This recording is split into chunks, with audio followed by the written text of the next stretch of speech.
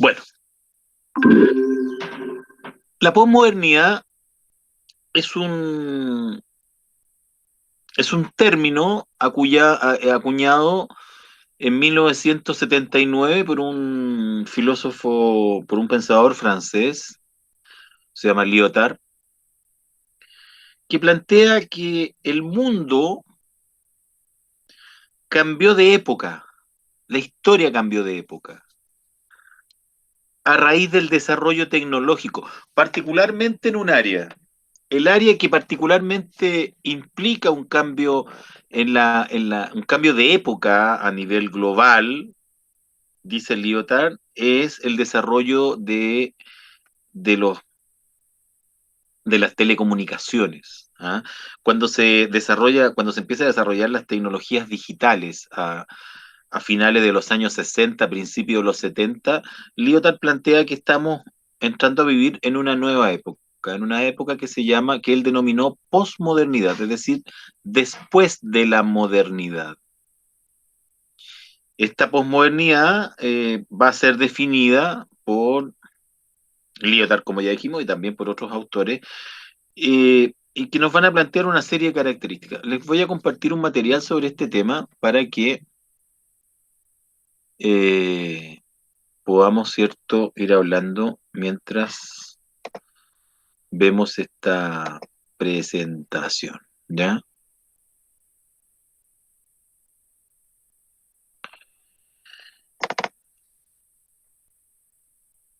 Entonces, vamos a tener acá como idea central, ¿cierto? Lo planteado por este filósofo francés, Jean-François Lyotard, que en 1979 escribió un artículo que se llama La condición posmoderna. De ahí viene el nombre de posmodernidad, ¿ya? Y él define, entre comillas, define la posmodernidad de la siguiente manera. Él dice, posmoderno no significa una nueva época que deja atrás la modernidad, sino es una actitud del espíritu, del ánimo, que acepta abiertamente la pluralidad. Es decir, la condición posmoderna tiene que ver con una situación bastante compleja desde un punto de vista filosófico, que es la siguiente. Aparece el individualismo como característica central de nuestra condición humana, de nuestra sociedad. Se dejan de lado los antiguos ideales ideológicos que eran más bien de carácter que tendían a plantear que la sociedad era un todo. Después de 1970, entonces, a raíz del desarrollo tecnológico, se exacerba la autonomía de las personas, el individualismo.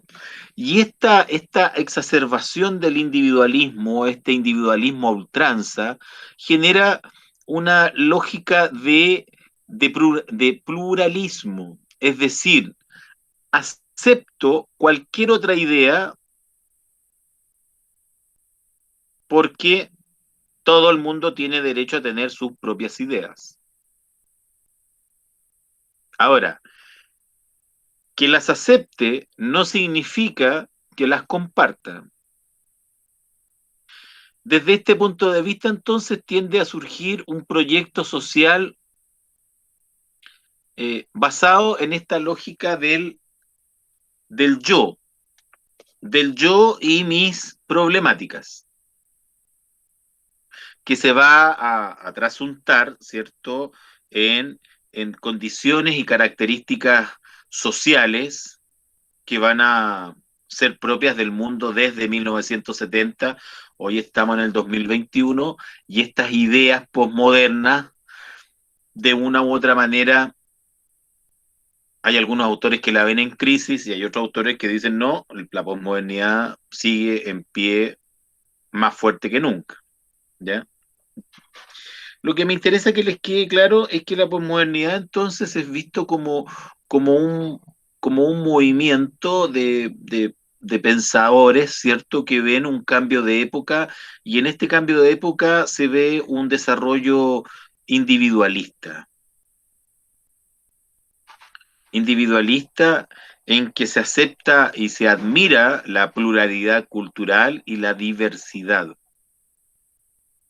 La diversidad pasa a ser parte de nuestra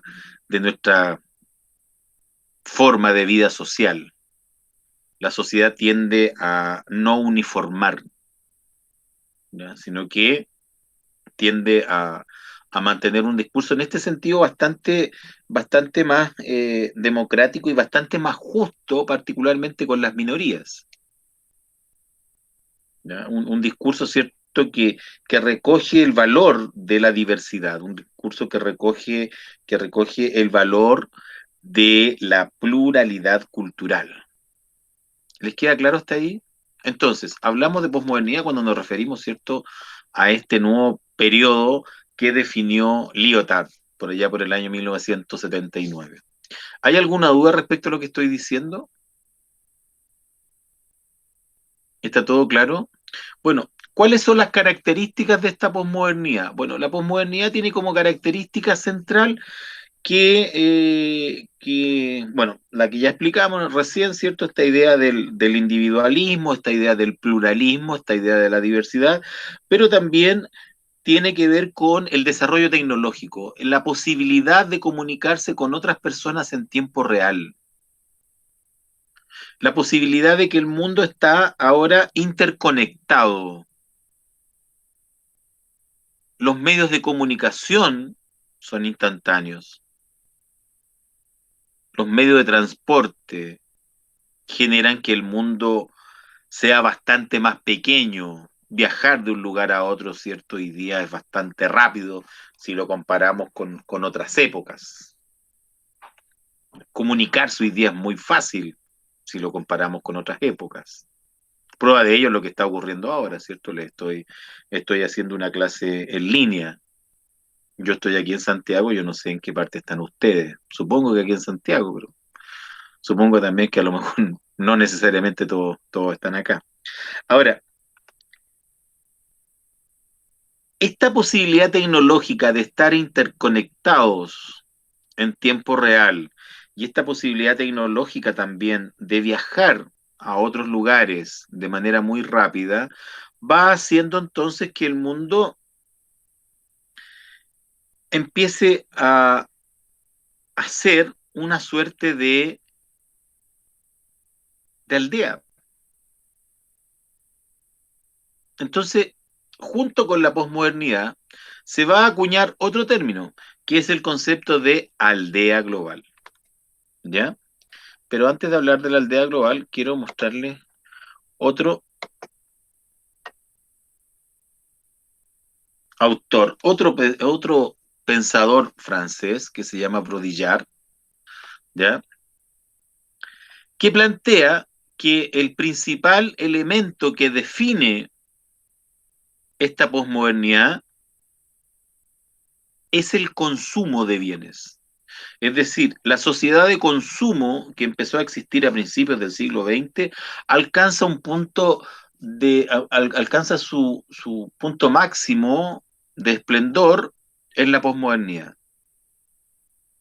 ¿Por qué motivo? Porque el cambio tecnológico es más rápido que nunca, el conocimiento avanza más rápido que nunca, por lo tanto tenemos cierto esta lógica de las inteligencias artificiales y nuestra realidad ya no solamente la percibimos a través de nuestros sentidos, sino que también la realidad o nos conectamos con la realidad a través de los medios de comunicación.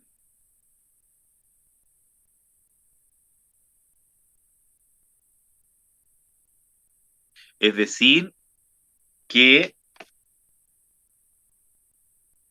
no hay realidad, sino un simulacro de realidad, dice Brodillard. Entonces está esta noción de que el desarrollo tecnológico nos permite vivir conectados con el otro a través de una máquina o a través de máquinas. Por lo tanto, se reinsiste en la idea de un mundo más chico, de un mundo tecnologizado absolutamente, en que el conocimiento adquiere un poder fundamental. Por eso hablamos también del poder del conocimiento, de la época del conocimiento. ¿Por qué la época del conocimiento? Porque el conocimiento hoy día es accesible a todo el mundo.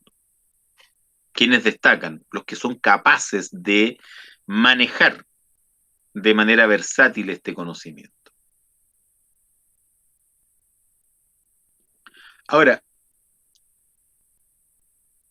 esta posmodernidad está fuertemente asociada a un modelo económico. En el año 1974, en realidad desde antes, desde finales, desde mediados de los 50, desde fines de los 50, de los años 50, en la universidad, en las universidades norteamericanas, se empezó a desarrollar una nueva creencia económica que se llama neoliberalismo.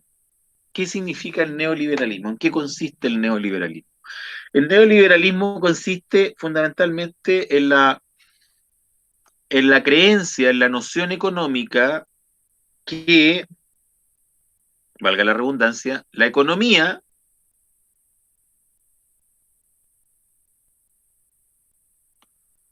de consumo lo es todo. Por lo tanto, cualquier actividad humana puede ser convertida en actividad económica. El Estado, en este sistema neoliberal, el Estado va a asumir un rol de juez o de árbitro. Este árbitro va a verificar que el que roba, perdón, que el que vende no le robe al que compra y el que compra no le robe al que vende. El Estado deja de producir. El Estado ya no es un Estado dueño de empresas, ya no es un Estado productor. Los que deben producir son los particulares. Las grandes preguntas de la economía deben estar en manos de los particulares. Ahora, ¿cuál fue el impacto de este sistema neoliberal que se empezó a aplicar en Chile? Chile es el primer país del mundo donde se aplica el neoliberalismo, por allá por el año 1976, implementado por uno de sus propios fundadores, ¿ya? Un economista norteamericano que se llamaba Milton Friedman, en plena dictadura, ¿cierto? En un periodo realmente lamentable de nuestra historia, se impone este neoliberalismo económico acá en Chile. Y posteriormente sigue con Margaret Thatcher en Inglaterra y con Ronald Reagan en Estados Unidos. ¿Ah? Esta idea de que el Estado debe ser muy pequeño, el Estado no debe tener a cargo ningún tipo de producción y que son los particulares los que deben producir. Ahora, este sistema neoliberal, con el abaratamiento de las tecnologías, porque obviamente las tecnologías bajaron mucho de precio con el desarrollo de los sistemas digitales, va a generar también una sensación de necesidad de consumo de parte de las personas. La sociedad entonces se va a hacer hiperconsumista. De hecho, el concepto de consumismo va a empezar a aparecer. La idea que la felicidad se obtiene en la medida en que soy capaz de consumir más productos, de comprar más cosas. Entonces, este sistema neoliberal, ¿cierto?, va a ser muy propio del periodo posmoderno y también va a reforzar la lógica que habíamos planteado delante en orden a tener una sociedad fundamentalmente individualista, una sociedad, ¿cierto?, basada en esta aparente tolerancia. ¿Por qué digo aparente tolerancia? Porque más que tolerancia, más que tolerar al otro, la sociedad posmoderna lo que hace es ignorar al otro. Es decir, no es que acepte la realidad del otro o no es que yo acepte y defienda las ideas del otro. La verdad es que no me interesa el otro. Por eso hablamos, ¿cierto?, de un individualismo exacerbado en este sentido. ¿Ya? Tenemos también, ¿cierto?,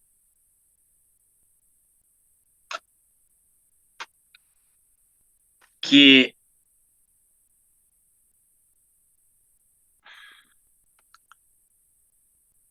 la sociedad y el desarrollo tecnológico van deshumanizando a todo el mundo. Brodillard plantea que uno de los efectos va a ser, de uno de los efectos de la tecnología va a ser el progresivo, la progresiva pérdida de la imaginación. La imaginación tiende a quedar superada por el desarrollo tecnológico. Interesante desde este punto de vista considerar, considerar como aspecto de esta idea que plantea este pensador francés, el hecho de que se produce una suerte de falta de realización por parte de las personas. Las personas de una u otra manera, ¿cierto?, en medio de esta posmodernidad, de este sistema neoliberal que todo lo traduce a dinero, no, no logra realizarse. ¿Por qué? Porque la realización de la sociedad va a estar dada por su capacidad de consumo. Entonces, la felicidad de cada uno va a estar muy vinculada al tener o no problemas económicos.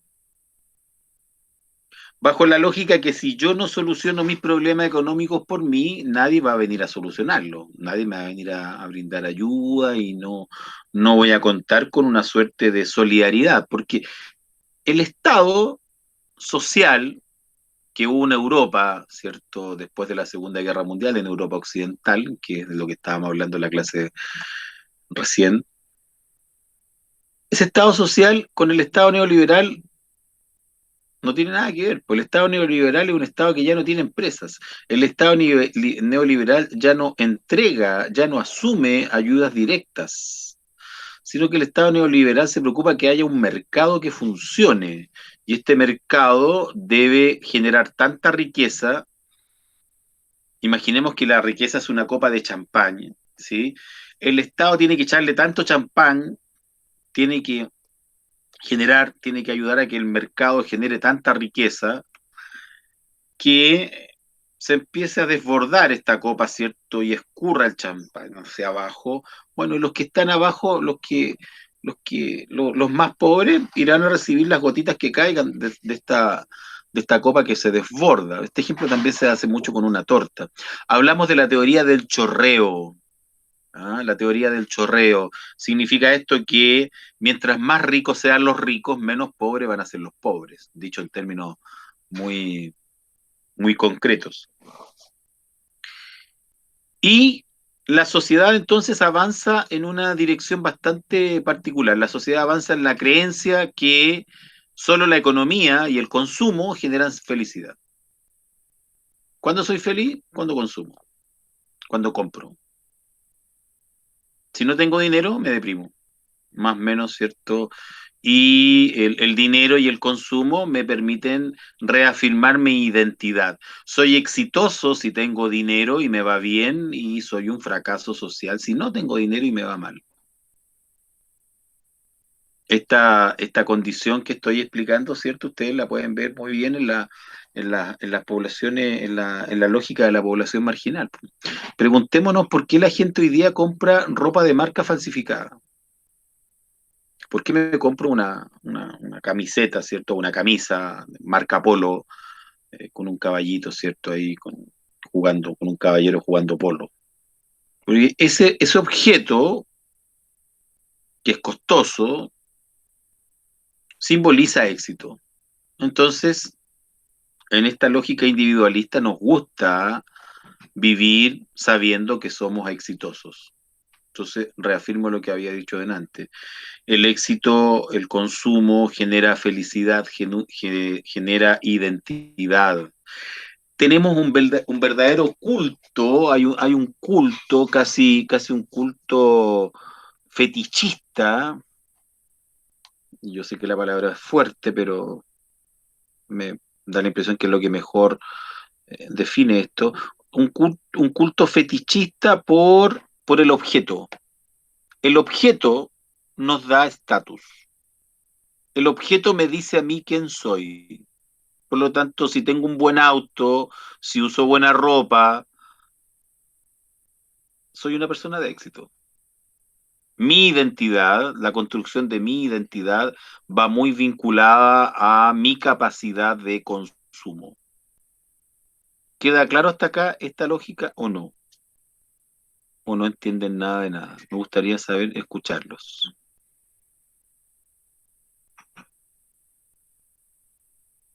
¿No? ¿Nadie quiere participar? Perfecto. Entonces, desde este punto de vista, entonces tenemos esta idea, ¿cierto? Que el consumo lo es todo y Baudrillard dice, incluso la idea de la imaginación empieza a quedar obsoleta. ¿Ya? Gianni Vattimo es otro filósofo que también habla de esta posmodernidad.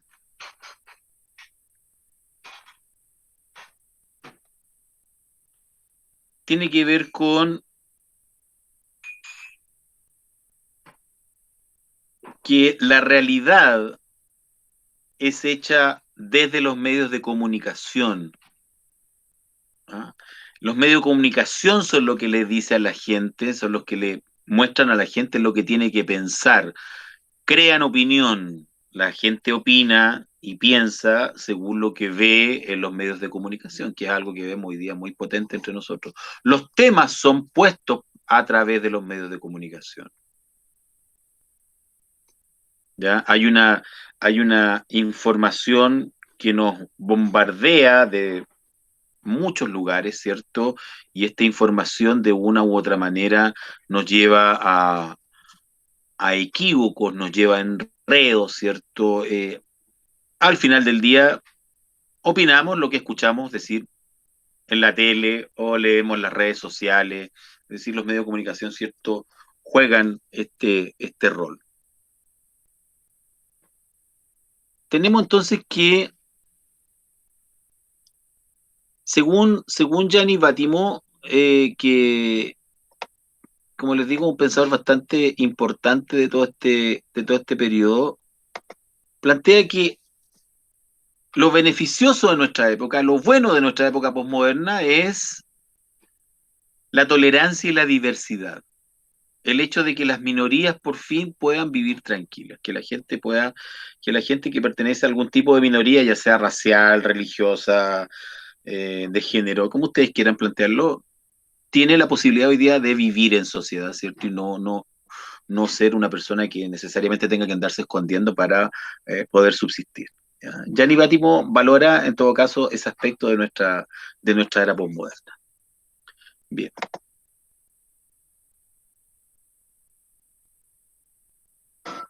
Ahora, esta idea de tanto conocimiento que tenemos, de tanto desarrollo tecnológico que nos acerca al conocimiento, está teniendo un efecto social bastante particular. ¿Por qué motivo? Porque aparece la idea de la cultura light, la cultura liviana, la cultura del para qué me sirve esto, del por qué lo voy a aprender si lo tengo en el celular, o si lo tengo, piensa en la cantidad de información que uno puede andar trayendo en el bolsillo hoy día, ¿cierto? Con su celular, conectado a internet, cientos de miles de millones de páginas en las cuales uno puede encontrar información rápidamente. Entonces la pregunta del millón es, bueno, ¿y para qué quiero estudiar entonces? ¿Para qué quiero aprender cosas si la verdad es que no necesito? Porque al final del día tengo todo el conocimiento en un aparatito. Ya no estamos en el siglo XVIII, ¿cierto? En que había que comprar una enciclopedia de varios tomos, de miles de páginas cada tomo para poder tener algún grado de conocimiento. No, ahora en un dispositivo muy chiquitito tengo un enorme, concentro una enorme cantidad de conocimiento. Ahora, tenemos entonces que se va generando esta noción, esta idea de la posmodernidad, ¿cierto? Como una época en la cual hay un desarrollo tecnológico, en la cual aparece como característica esta noción de tolerancia, en que surge este sistema económico neoliberal que se impone, ¿cierto? Con el superdesarrollo de una empresa privada que va liberalizando el mercado de manera enorme. Ahora, cuando hablamos al principio de la posmodernidad, les dije yo que el mundo ahora era una aldea global. Bueno, de ese concepto de aldea global se tomaron algunos economistas y crearon un nuevo concepto también que explica el mundo de hoy que se llama la globalización. ¿Ya? La globalización entonces es la capacidad que tiene la economía actual para negociar productos muy rápidamente en todo el mundo sin trabas de impuestos. Por lo tanto, hay un tránsito de mercancías y mercaderías y de personas a nivel planetario que es extraordinariamente grande. ¿Ya? Les voy a compartir un material que tengo sobre la globalización y sus conceptos para que lo vayamos clarificando, aprovechando que todavía nos queda cierto un ratito de clase, nos quedan 20 minutos de clase. ¿A qué se refiere la globalización? La globalización es un proceso político, económico, social y ecológico, ¿ya? En que, dado el desarrollo tecnológico de las telecomunicaciones y de los medios de transporte, se produce una integración, una interrelación, un nexo de la economía mundial que permite que todo fluya, que los productos circulen de manera muy, muy veloz por todo el planeta.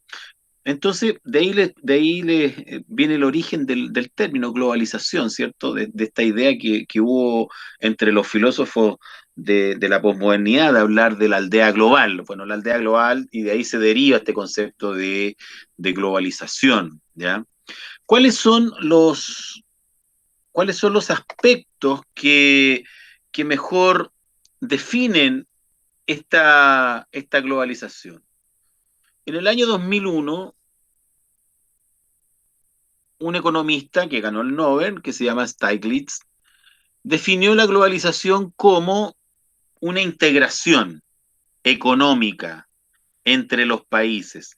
Los productos bajan sus precios porque los países no se cobran impuestos en el tránsito de que un producto vaya de un país a otro.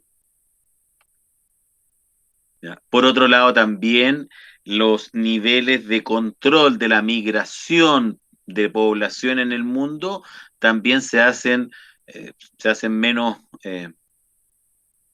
rígidos y la población comienza a tender a, a poder eh, circular por el planeta, aprovechando estos medios de transporte, ¿cierto? Y estas telecomunicaciones que día a día se desarrollan más y más y más, ¿ya? Entonces, el comercio global significa que hay una liberalización del comercio basado en los principios del sistema económico que mencionamos recién, basado en los principios del neoliberalismo económico. Para el neoliberalismo la economía debe ser absolutamente libre, ¿ya? Y la palabra básica en esta globalización y en el neoliberalismo es la competencia. Si usted quiere producir algo, tiene que ser capaz de competir en un mercado extraordinariamente abierto. Hoy día, por poner un ejemplo, hoy día, ¿cierto? Hoy día con pandemia, con lo que hemos estado viviendo en este último año, ¿cierto? Es evidente que, claro, uno estaba acostumbrado a ir a comprar en forma física a una tienda, sin embargo, hoy día tenemos que comprar online. Ahora, el producto online, yo no sé dónde lo estoy comprando, sé que lo estoy comprando en alguna parte, eventualmente me gusta que llegue luego, entonces trato de comprarlo aquí en Chile, pero está la posibilidad también de que compre un producto en China.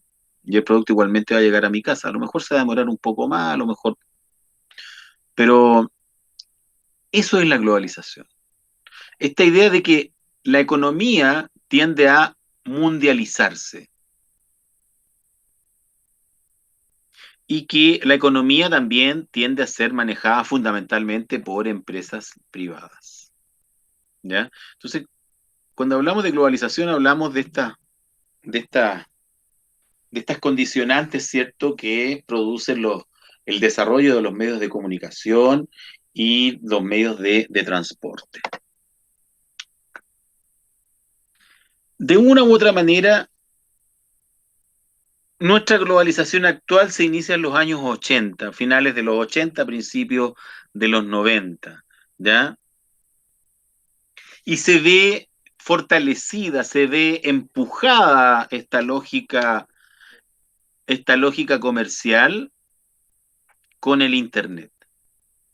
El desarrollo de Internet va a facilitar las transacciones económicas en tiempo real y de un país a otro, ¿ya?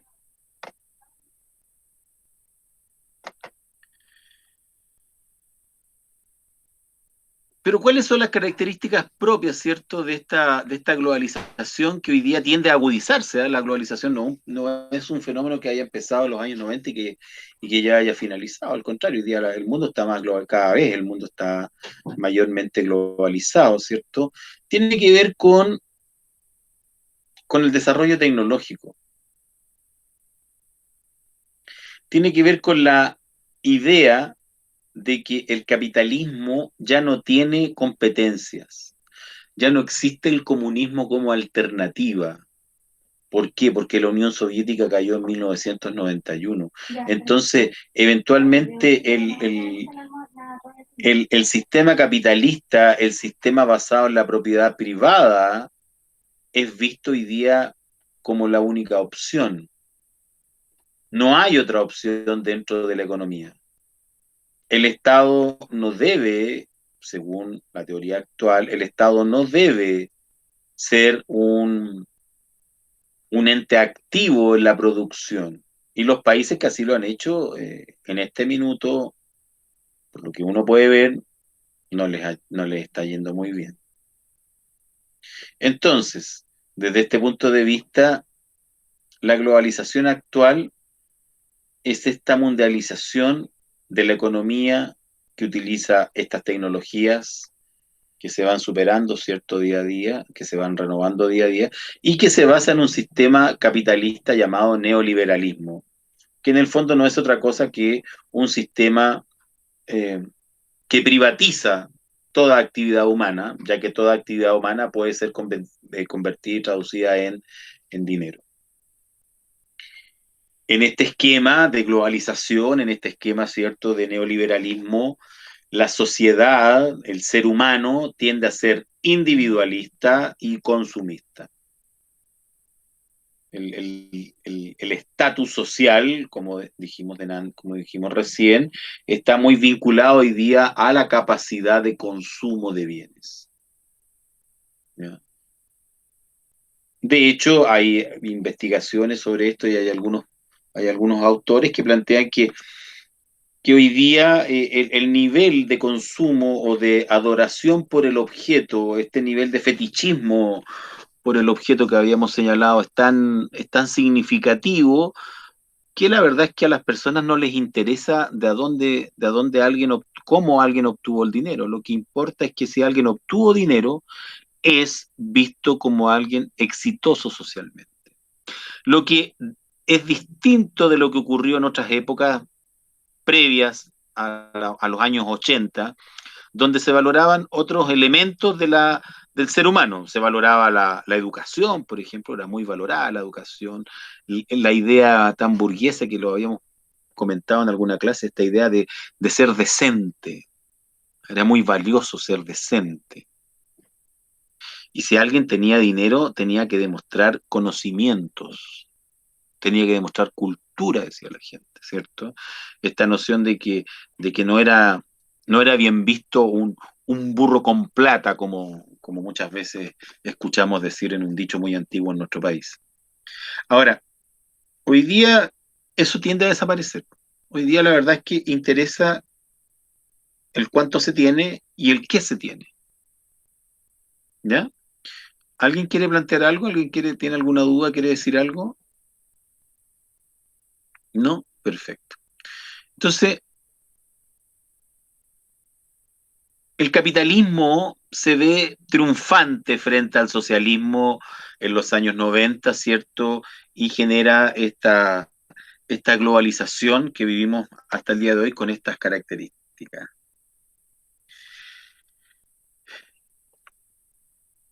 La interconexión, que es la base de la globalización, ¿cierto? Tiene dos aspectos, una que es física y otra virtual. De una u otra manera, esta idea de la interconexión provoca una situación cultural bien particular, que es un fenómeno de transculturación a nivel global. Las distintas sociedades humanas que antiguamente se mantenían muy alejadas una de las otras, con costumbres muy propias y desconocidas por los otros, hoy se abren y la cultura a nivel mundial se intercambia a través de esta conexión virtual. Por lo tanto, ya no necesito ir a la China o ir a Japón para saber cómo viven en Japón o en la China. ¿Por qué? Porque de una u otra manera, ¿cierto? Me puedo conectar en tiempo real con ellos. Y además van a haber empresas que me van a mostrar productos, ¿cierto?, de estos países. Entonces, la interconexión de la globalización genera también un fenómeno bien particular que es una tendencia a mundializar la cultura. La cultura tiende a mundializarse. De ahí a que, por ejemplo, algunos autores plantean hoy día que es importante hablar inglés. Hay otros que dicen, no, si no es tan importante hablar inglés porque luego la tecnología va a desarrollar alguna inteligencia artificial, algún producto, alguna maquinita, ¿cierto?, que nos traduzca en tiempo real. Entonces no vamos a necesitar aprender otro idioma porque en realidad todos vamos a entender lo que habla el otro con ayuda de estos dispositivos, que entre paréntesis no sé si existen, a lo mejor existen y estoy hablando de algo que ya existe, que ya es real. Ahora, eh, tenemos entonces esta idea. La aldea global, entonces, este concepto que hubo en la posmodernidad se globaliza. El mundo cada vez es más pequeño. Cada vez hay menos cosas que desconozco del otro. Cada vez hay costumbres que veo en internet o veo en la televisión por cable de otros países, me gustan y estas costumbres las hago propias. Ejemplo, los ejemplos son súper claros. Ejemplo, el Halloween, por ejemplo, la fiesta de Halloween, ¿cierto? O algunos modismos lingüísticos, ¿ah? Aquí en Sudamérica, cómo nos vamos influenciando mutuamente, ¿cierto?, en nuestra forma de hablar. Puede que eventualmente en un par de décadas más en América Latina los acentos locales de Chile, Argentina, Colombia, Venezuela, Bolivia, Perú, ¿cierto? Estos acentos locales tiendan a desaparecer y nuestro castellano tiende a ser mucho más similar. ¿Por qué? Porque es un fenómeno propio de la globalización. Esta idea, ¿cierto?, del intercambio cultural permanente.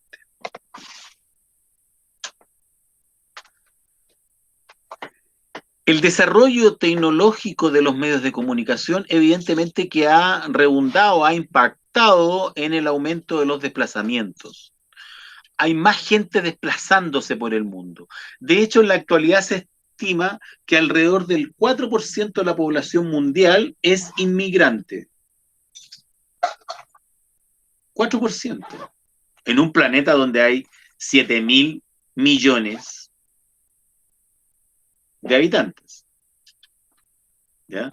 Ahora, si consideráramos la cantidad de viajes por turismo que se realizan o por actividades laborales momentáneas que se realizan, evidentemente que la cantidad de desplazamientos, ¿cierto?, se nos dispara extraordinariamente. ¿Ya? Entonces, hay una interconexión física en esta globalización. Y esta interconexión física, evidentemente, que ayuda al aumento de el intercambio comercial y también, obviamente, al aumento del contacto emocional, del contacto cultural, ¿cierto?, entre personas que viven en diversos lugares.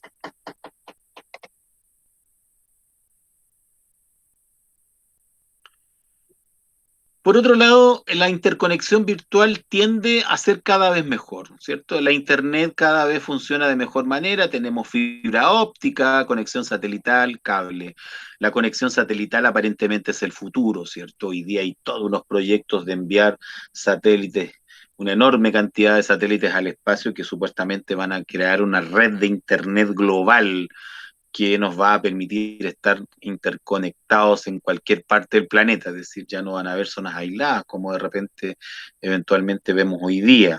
Hoy día estamos viviendo un proceso bastante interesante en este sentido, ¿cierto? La tecnología del 5G, ¿ya?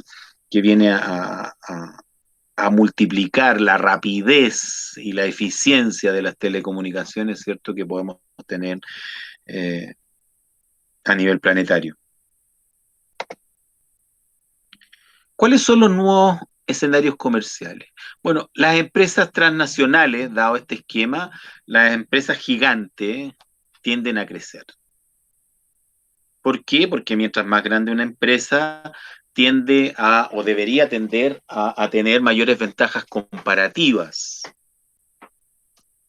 Por ejemplo, menor costo de producción, mejor aprovechamiento de tecnologías que impliquen cierto, por ejemplo, ahorro de personal, ¿ya? Eh, la economía se mundializa, aparecen grandes organismos a nivel mundial, como el Fondo Monetario Internacional, el Banco Mundial o la Organización Mundial del Comercio, esas son las siglas que están ahí, FMI, BM, OMC, que evidentemente propician y protegen esta mundialización económica, esta mundialización, ¿cierto?, del comercio.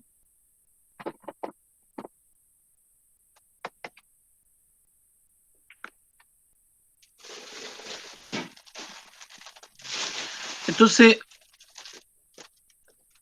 la globalización, reiteramos, es esta mundialización de la economía y está asentada en la revolución de las comunicaciones y en el desarrollo de medios de transporte. Y también en cómo se han ido internacionalizando, ¿cierto?, centros productivos y centros financieros. ¿Sí? Por ejemplo, los bancos hoy día tienen sucursales en otros países. Para que no hablemos siempre de los mismos, ¿cierto? Por ejemplo, el Banco de Chile tiene sucursal en Miami. Una cuestión. ¿Ya? Entonces uno dice, pero ¿por qué el Banco de Chile le interesa estar en Miami? Le interesa porque de esta manera el Banco de Chile podría eventualmente apoyar o facilitarle la vida a los productores chilenos que exportan a Estados Unidos. Esa es como la lógica que hay detrás de esto. ¿Ya? Entonces, la globalización, como les digo, tiende a tener esta lógica de que el mundo, o de que en el mundo la competencia lo es todo. Ahora, la competencia es tan grande que curiosamente para competir hay que generar mega empresas.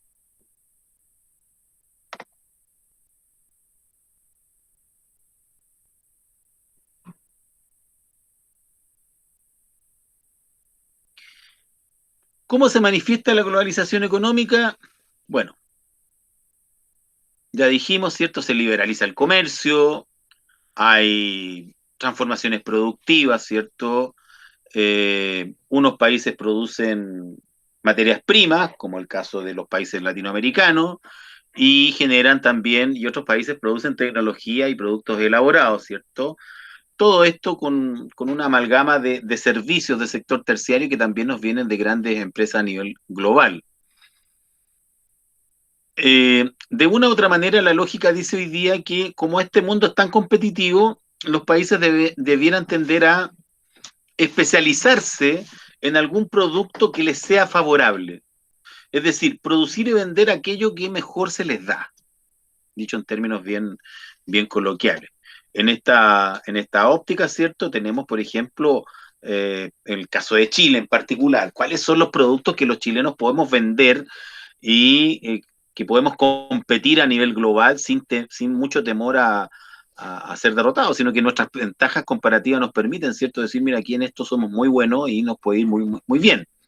Obviamente que están nuestras materias primas, ¿cierto? El cobre, la madera, productos del mar, pero productos un poco más elaborados. Por de pronto, nuestro producto estrella a nivel global es el vino, un producto elaborado, ¿cierto? Que se vende bien. Ahora, evidentemente que solamente exportando vino o materias primas no nos vamos a desarrollar. Necesitamos, evidentemente, también desarrollarnos en el ámbito de empresas del sector secundario en función de tener tecnología y poder diversificar la economía. De una u otra manera, ¿cierto? La globalización en este minuto, hoy día 2021, la globalización dificulta esta competencia. Es difícil que aquí en Chile, por ejemplo, les pongo un ejemplo bien claro, es bastante difícil el escenario en que en Chile hoy día un fabricante de televisores chileno pueda competir con Sony o con Samsung o con LG, ¿ya? Entonces se genera, como les digo, esta situación bastante particular, ¿ah? Por otro lado, como el mundo está dividido, ¿cierto? Como el mundo tiende a formar un solo gran mercado, lo natural ha sido que los países intenten formar bloques, unirse con otros países para generar de una u otra manera, ¿cierto? Un intercambio comercial más seguro, ¿ah? Como tratando de controlar un poco lo que tiene que ver con esta competencia global. Y estos bloques económicos, ¿cierto? Son básicamente la Unión Europea y el NAFTA, que tiene que ver con el bloque norteamericano.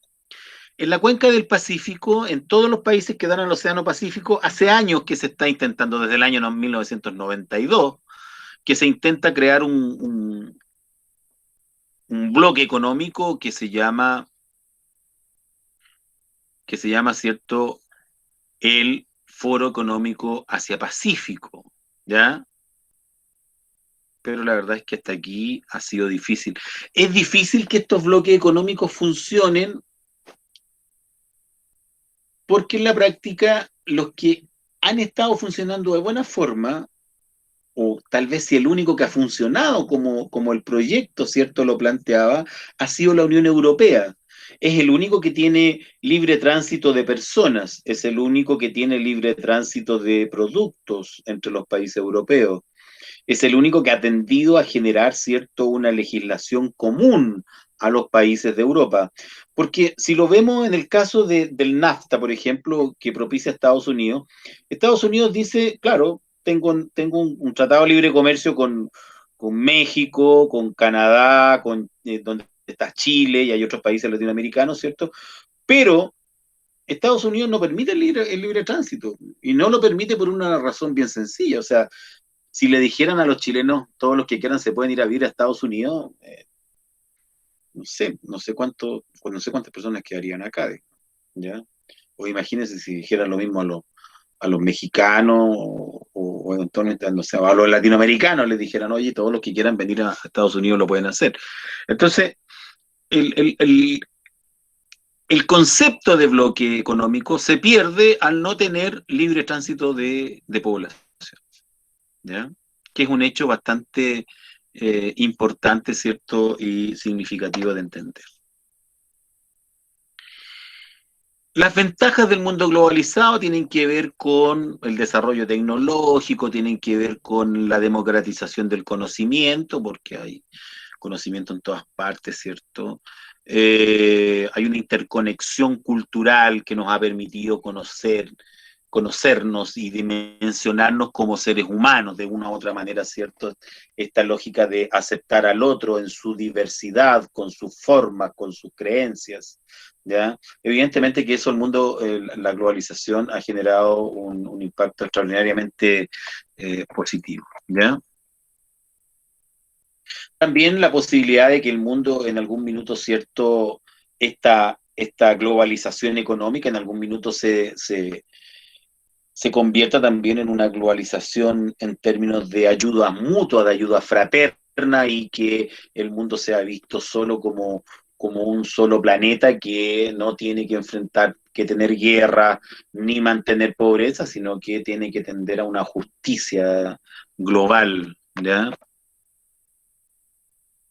Ahora, en la práctica, ¿qué es lo que ha habido? ¿Cuáles son los conceptos que hoy día nos hablan de problemas? Fundamentalmente la desigualdad. La globalización ha generado grandes empresas y sectores de la Tierra muy poderosos. De hecho, en la clase pasada hablábamos del mundo multipolar, ¿cierto? Que hay hoy día. Pero también ha generado grandes pobrezas, grandes desigualdades.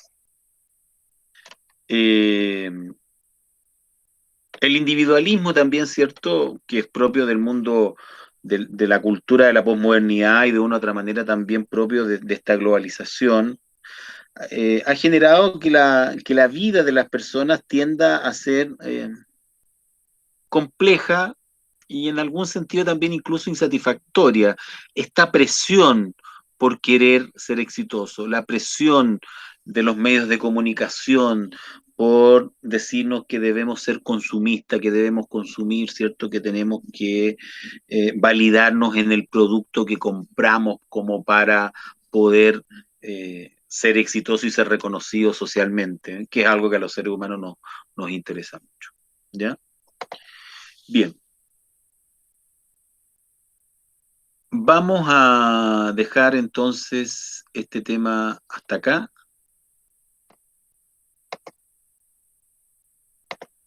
Les agradezco enormemente la audiencia que han tenido y la paciencia. Voy a dejar de grabar la clase. Estuvieron muy silenciosos hoy día, no sé por qué, pero en fin. Espero haber